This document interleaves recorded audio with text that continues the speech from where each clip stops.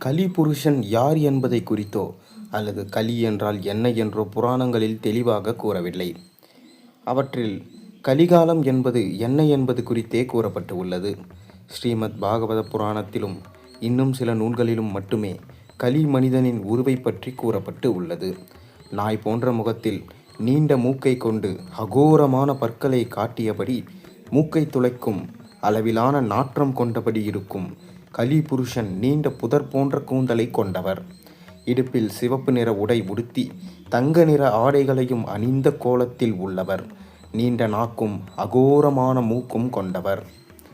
ஆன்மீக பார்வையில் கலி என்பது ஒரு இருண்ட கால நிலையை குறிக்கும் சொல்லாகும். மற்றபடி கலி என்றால் தோஷம், சண்டை, வாதம் என்ற பல பொருள்கள் உண்டு. கலியின் யுகம் என்பது பாவம் செய்தவர்களின் பூமியாக, தீய ஆதிக்கம் நிறைந்த நேர்மையற்ற மற்றும் குழப்பம் மிக்க பூமியாக இருக்கும் என்பதினால் கலியுகம் என பட்ட பெயர் பெற்றது. சில நூல்களின்படி கலி என்பவர் பெண் என்று கூற, இன்னும் சிலர் ஆண் என்றும் கூறுகிறார்கள். ஆனால் கலி புருஷன் அசுரர் மற்றும் ராட்சச குணங்களை கொண்டவர் என்றும், கிருஷ்ண பகவான் மறையும் முன் தோன்றிய அவன் அல்லது அவள் வாழ்க்கை இந்த பூமியில் ஒரு பரிதாபமான நிலையில் இருக்கும் என்றும், சாபம் பெற்றதினால்தான் கலியுகம் பேரழிவை கொண்டதாக இருக்கும் என்பது தெரிந்தது. கிராமங்களில் கூறப்படும் புராண கதைகளின்படி கலி என்பது அவனோ அவளோ அல்ல, ஒரு தேவகணமும் அல்ல, ஒரு அரக்கனும் இல்லை, ஆனால் ஒரு கண்ணுக்கு தெரியாத பேகன் என்பது சொல்கிறார்கள். பேகன் எனப்படும் அந்த உருவத்திற்கு எந்த ஒரு குறிப்பிட்ட மதமும் இல்லை. பேகன் எனப்படுபவர் பண்டைய மதத்தை பின்பற்றுபவர்கள், பல தெய்வங்களை வணங்குபவர்.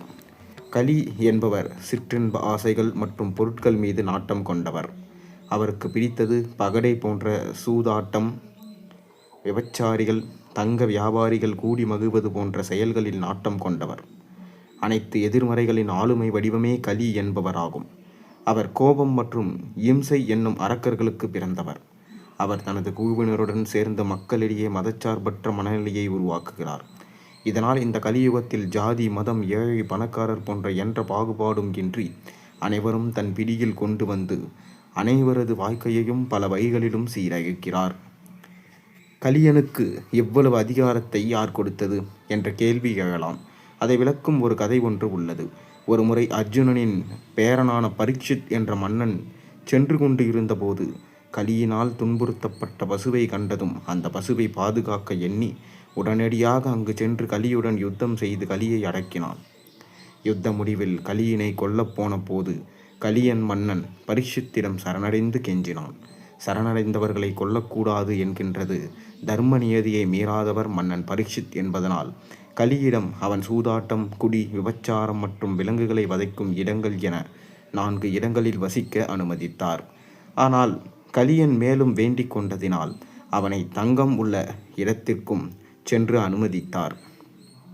கலியன் உயிரை மரணத்திலிருந்து காப்பாற்ற விதி ஏன் அப்படி ஒரு நிலையை உருவாக்கியது என்றால், 4 யுகங்களில் ஒவ்வொரு 4வது யுகமும் கலியின் பிடியில் இருக்கும். ஒவ்வொரு முறை தோன்றும் அந்த கலி யுகத்தின் கலியின் தாக்கத்தை ஒரு முடிவிற்கு கொண்டு வந்து மீண்டும் சத்திய யுகத்தை மலர்ச்சி செய்ய மகாவிஷ்ணு ஒரு அவதாரம் எடுப்பார் என்பதாக பரமாத்மாவின் தெய்வ நியதி இருக்கிறது. அதனால்தான் எப்படி அகில திரட்டு நூலில் குரோனி என்னும் அசுரனின் 6 சதை பிண்டங்களும் எப்படி அடுத்தடுத்து பிறப்பு எடுத்தன என்பதை விளக்கப்பட்டு உள்ளதோ, அதை போலவேதான் ஒரு கலியுகத்தில் மரணம் அடையும் கலி அதே ராட்சச தீய குணங்களுடன் இருக்குமாறு மீண்டும் மீண்டும் மறுபிறப்பு தரப்படுகின்றது. இந்த தெய்வ நியதியும் நமக்கு விளங்காத தெய்வ விளையாட்டு ஆகும். கலியுகத்தில் பிறப்பு எடுக்கும் முன் நலதமயந்தி வாழ்ந்திருந்த காலத்தில் புஷ்கரா எனும் மானிட உருவம் எடுத்த கலி அவர்களை வாழ விடாமல் பல கொடுமைகளையும் தீமைகளையும் செய்தார். அடுத்து மகாபாரத யுத்தத்தில் துரியோதனனாக பிறப்பு எடுத்து செய்யக்கூடாத தீமைகளை செய்து தான் பின்னிய வலையில் தானே விழுந்து பகவான் கிருஷ்ணர் நடத்திய நாடகத்தில் அழிந்தார் என்பதாக அவரை குறித்து கூறுகிறார்கள்.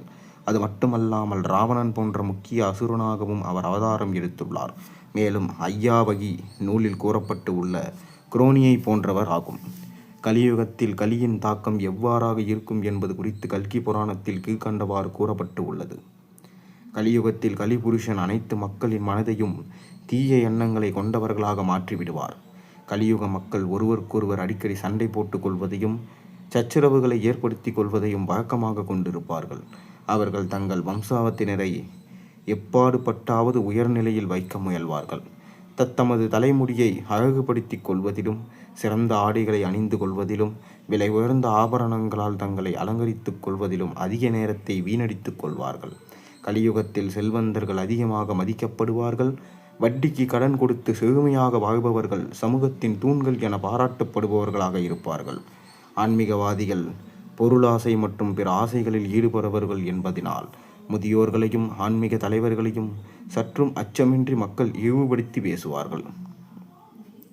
கலியுலகத்தில் உலக நிலையை எப்படி இருக்கும் என்றால், நாட்டை ஆள்பவர்கள் கொடுங்கோல் ஆட்சி புரிவார்கள். தர்மம் அழிந்து அதர்மம் தலை தூக்கும். குடும்பங்கள் மீது வாக முடியாத அளவிலான வரிச்சுமைகள் இருக்கும். தெய்வ நம்பிக்கைகள் குறைந்து கொண்டே போகும். இறை வழிபாடு தவறான முறையில் நடைபெறும். ஆலயங்கள் சூறையாடப்படும். மக்களுக்கும் பெண்களுக்கும் பாதுகாப்பு இருக்காது. கற்பு சூறையாடப்படும். பாலின ஒழுக்கமின்மை சமூகத்தில் ஏற்படும். ஒருவரை ஏமாற்றுவதில் அதிக அளவில் இருக்கும். சூது, வாது, பொய்மை மற்றும் பொறாமை போன்றவை ஓங்கும். அரசே மக்களை துன்புற்றுவார்கள். மக்கள் உணவாக வேறு நாடுகளுக்கு இடம்பெயர்வர். அதனால் கலிகாலத்தை இருண்ட காலம் எனலாம். பூமியானது அக்கிரமான நிலை அமைய காரணமாக இருப்பவனே கலிபுருஷன் என்கிறார்கள். தேவலோகத்தில் இருக்கும் கலிபுருஷனும் தெய்வீக சக்தி போன்ற தீய சக்திகளை உள்ளடக்கி கொண்டுள்ள ஒரு கணம்தான்.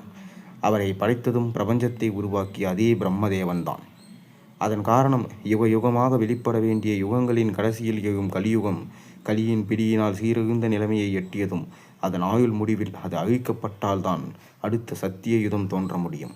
பிரபஞ்சத்தில் நடைபெறும் இறைவனது நாடகமும் நடந்து கொண்டிருக்க வேண்டும். யுக யுகமாக கலியுகமும் தோன்றிக் கொண்டே இருக்கும். கலிபுருஷனும் மகாவிஷ்ணு பகவானால் அழிக்கப்பட்டு கொண்டே இருப்பார் எனும் இந்த தெய்வ தத்துவத்தை நம்மால் புரிந்து கொள்ள முடியாது. அது நமது எண்ணங்களுக்கு அப்பாற்பட்டதே ஆகும். கலிபுருஷன் ஒருவனால் மட்டும் எப்படி உலகெங்கும் அராஜக நிலையை கொண்டு வர முடியும்? கலிபுருஷன் என்பவன் யார்? தற்போது நடப்பது கலிகாலம் என்கிறார்கள். பகவான் கிருஷ்ணர் மறைந்த பின்னர் கலியுகம் துவங்கிவிட்டதாக ஸ்ரீமத் பாகவத புராணத்திலும் மேலும் சில புராணங்களிலும் குறிப்பு உள்ளதாக கூறப்படுகின்றது. அவற்றை எல்லாம் படிக்கும்போது இன்றைய காலகட்டத்தில் இருப்பது சுமார் 5200 ஆண்டுகளுக்கு முன்னர். பகவான் கிருஷ்ணரின் மறைவுக்கு பிறகு கலியுகம் பிறந்திருக்க வேண்டும் என்பதனால் நாம் வாழ்ந்து கொண்டிருக்கும் தற்காலம் கலியுகத்தின் 5200வது ஆண்டாகும் என நினைக்க தோன்றுகிறது. எப்படி தெய்வங்கள் தமது உடலிலிருந்து தெய்வீக சக்தி கதிர்களை வெளிப்படுத்துகின்றதோ, எப்படி தெய்வீக சக்தி கதிரலைகள் வீசும் ஆலயங்களில் செல்லும் மக்களின் மனம் அமைதி அடைகின்றதோ, அதை போலவே தான் கிருஷ்ண பகவானால் படைக்கப்பட்டதாக கூறப்படும் கலிபுருஷன் தனது உடலுக்குள் இருந்து மனித எண்ணங்களை கட்டுப்படுத்தும் எதிர்மறை பண்பு நிறைந்த கதிரலைகளை கடல் அலைகளைப் போல வெளிப்படுத்தி கொண்டே இருப்பார். அந்த சக்தி வாய்ந்த எதிர்மறை எண்ண கதிரலைகள் மக்களை சென்றடைந்து அவர்கள் மனதை ஆக்கிரமித்து கொண்டு அவர்களது சிந்தனை திறல்களை தீய ஆதிக்கம் கொண்டவர்களாக மாற்றும் போது முதலில் சிறிய அனைத்து தீய சூழ்நிலைகளையும் ஏற்பட்டு கலியுகம் என்னும் இருண்ட காலத்திற்கு உலகம் தள்ளப்பட்டு விடுகின்றது. தெய்வ சக்திகள் எப்படி நமக்கு கண்களுக்கு புலப்படாமல் வெளிப்படுகின்றதோ அதை போலவே பூமியும் அந்தந்த யுகத்திற்கு ஏற்ற வகையில் குணாதிசயங்களை வெளிப்படுத்தி கொண்டே இருக்கின்றது. கலியுகத்தில் பூமியினால் வெளிப்படுத்தப்படும் தீய குணாதிசயங்களை கிரகித்து கொள்ளும் மானிடர்களின் குணாதிசயமும் தீய எண்ணங்களை கொண்டதாக ஆகிவிடுகின்றது. இதனால்தான் கலியுகம் பாவ பூமியாகி குற்றங்கள் பெருகிக் கொண்டே இருக்கும். அதே சமயம் பிரபஞ்சத்தில் மக்கள் காத்து ராட்சச அணுக்கப்பட்டு உள்ள தெய்வங்களும் தத்தமது தெய்வீக கதிர்களை வெளிச்சொல்லியும் பல ஆன்மீக குருமார்களை தோற்றுவித்து அவர்கள் மூலம் தொடர்ந்து நேர்மறை எண்ணங்களை கொண்ட கதிரலைகளை உலகெங்கும் பரவ செய்து மக்களை ஆன்மீக வழியில் செல்ல வழிவகுத்த வண்ணம் கலிபுருஷனின் எதிர்மறை அலைகளை கட்டுப்படுத்தி வருவார்கள். இப்படியாக கலியுகத்தில் தெய்வங்களின் நேர்மறை எண்ணங்களை கொண்ட கதிரலைகளும் கலிபுருஷனின் எதிர்மறை எண்ணங்களாக கொண்ட கதிரலைகளும் ஒன்றுடன் ஒன்று நமது கண்களுக்கு புலப்படாத வகையில் யுத்தம் புரிந்த வண்ணம் இருந்தாலும் பிரம்மன் வகுத்தபடி நியதியின்படி கலிபுருஷனின் கதிரலைகளே கலியுகத்தில் பெருமளவு வெற்றி பெறும் என்பதினால்தான் இறைவனின் சூட்சமம் உள்ளது. பரம்பரையாக கூறப்பட்டு வரும் வாய்மொழி கதைகளையும் அனைத்து நூல்களையும் படித்தால் பிரபஞ்சத்தை இயக்கத் துவங்கிய பொழுதே பிரம்மதேவர் சத்யா, திரேதா, துவாபர மற்றும் கலியுகம் என்று 4 யுகங்களை படைத்து ஒவ்வொரு யுகமும் குறிப்பிட்ட குணங்களை கொண்டதாக இருக்கும் எனும் நியதியை நிர்ணயித்தார். சத்திய யுகத்திலே மக்கள் தார்மீக நெறிகளை கடைபிடித்த வண்ணம் நேர்மையான குணாதிசயங்களோடு இருப்பார்கள். திரேதாயுதத்தில் சத்திய யுகத்தில் நிலவிய உண்மை மற்றும் நேர்மையில் 4 ஒரு பங்கை பிரபஞ்சம் இயக்கும் என்றும், துவாபர யுகம் தோன்றும் போது அதில் சத்தியாயுதத்தில் இருந்த நேர்மை மற்றும் தார்மீக வழிமுறைகள் பாதி கூட இருக்காது என்றும், கலியுகமோ 4 ஒரு பங்கு மட்டுமே நேர்மையை கடைபிடிக்கும் மக்களை கொண்டதாக இருக்கும் என நியதியை நிர்ணயித்தார். அதாவது கலியுகம் என்பது பாவம் செய்தவர்களின் தீய எண்ணங்களை கொண்டவர்களது பூமியாக இருக்கும்.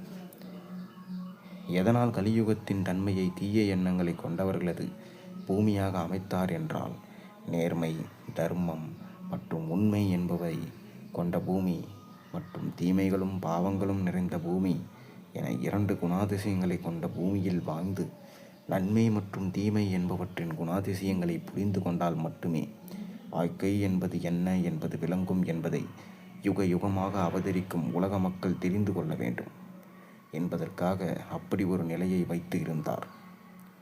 ஒவ்வொரு கலியுகத்திலும் பல்வேறு தெய்வ அவதாரங்கள் தோன்றி வந்தாலும் அவர்களால் கலிபுருஷனின் செயலை தடுத்து முடியாத நிலையில் உச்சகட்டத்தை அடையும் போது, அதாவது கலியுகத்தின் ஆயுள் முடிய வேண்டிய காலகட்டத்தில் வாழ முடியாத நிலையில் தள்ளப்பட்டு விட்ட மக்களுக்கு அபயம் அளிக்கும் வகையில் மகாவிஷ்ணு கல்கியின் அவதாரமாக ஒரு அரசன் போன்று தோன்றி குதிரை மீறேதி கையில் வாளுடன் வந்து கலிபுருஷனை கொன்று கலியுகத்தை முடிவுக்கு கொண்டு வருவார். கலியுகத்தை அழித்து சத்தியயுகத்தை மலரச் செய்வார். தற்போது உள்ள கலியுகம் இதோடு முடிவு விட்டது. ஒவ்வொரு யுக சக்கரத்தின் 4வது சுற்றிலும் அது மீண்டும் மீண்டும் தோன்றி அழிந்து கொண்டேதான் இருக்கும். இதுவே தெய்வத்தின் ஒரு லீலையாகும். இதை ஆன்மீக பார்வையில் கூறுவதென்றால், கலியுக சீர்குலைவு என்பது நமது கண்களுக்கு புலப்படாமல் நடைபெற்று கொண்டு வரும் தெய்வம் மற்றும் அசுரன் மூலம் வெளிப்படும் கதிர் அலைகளின் யுத்தமே ஆகும். இதைதான் சாமானிய மக்களும் புரியும் வகையில் இருக்க வேண்டும் என்பதற்காக கலி புருஷன் மற்றும் கல்கி அவதாரம் என்ற பெயர்களுடன் உலகில் உலாவரும் மானிடர்களை காட்டி உருவ கதைகளை கூறி மக்களுக்கு புரிய வைத்தார்கள். உலகில் அதர்ம வழியில் அராஜக ஆட்சி புரிந்து வரும் ஆட்சியினரை கலிபுருஷர்கள் என்பதாக கூறலாம். மக்களை ஆன்மீக வழியில் ஈர்த்து நல்வழிப்படுத்தும் ஆன்மீக மகான்கள் மற்றும் மானிடர்களுக்கு ஆன்மீக போதனைகளை செலுத்த மானிட உறவில் அவதார புருஷர்களாக தோன்றும் தெய்வங்களை கல்கி அவதாரத்தின் நிகழ் உருவங்கள் என்பதை கூறலாம். இயற்கையினால் பேரழிவு மற்றும் செயற்கை பேரழிவு ஏற்பட்டு உலக நாடுகள் பலவும் அழிந்து மக்களும் மடிந்து போகும் போது அவற்றினால் சலிப்பு அடையும் மக்கள் ஆன்மீக வழிமுறையில் செல்லத் துவங்கி மீண்டும் புதுப்பொலிவுடன் புதிய உலகை நிர்மாணிப்பார்கள். அதையே சத்தியாயுதத்தின் துவக்கம் என்பார்கள்.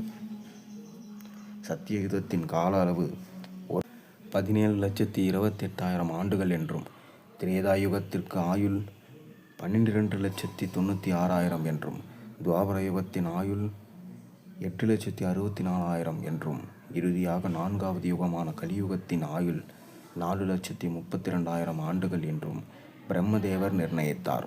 அந்த 4 யுகங்களும் சேர்ந்த சுழற்சியை சதுர்யுகம் என்றும், 71 சதுர்யுக சுழற்சியை மன்வந்தர அல்லது கல்ப என்றும் கூறுவார்கள். கல்பத்தில் பிரம்மன் படைத்த அதே பிரபஞ்சத்தை அனைத்து படைப்புகளும் மற்றும் பிரம்மதேவர் முதல் அனைத்து தெய்வங்களையும் தன்னுள் இழுத்து கொண்டு பிரபஞ்சத்தை அழித்து பின் மீண்டும் ஒரு புதிய பிரபஞ்சத்தை வெளிப்படுத்துகின்றார். அதிலும் கலியுகம் என்பது இருக்கும் என்பதாக புராண நூல்கள் விவரிக்கின்றன. இப்படியாகவேதான் பிரபஞ்சம் மீண்டும் மீண்டும் தோன்றி மறைந்து கொண்டே உள்ளது. இந்த கதை உங்களுக்கு எப்படி இருந்தது? மறக்காமல் கீழே கமெண்ட்டில் சொல்லுங்கள். மேலும் சேனலில் போடுற ஒரு கதையும் பிடிச்சிருந்தால் மறக்காமல் சேனலுக்கு சப்ஸ்கிரைப் பண்ண, லைக் பண்ணுங்கள், பெல் ஐக்கானை ப்ரெஸ் பண்ணுங்கள். அப்போ தான் போடுற கதைஸ் எல்லாம் உங்களுக்கு வீடியோஸாக வந்து சேரும்.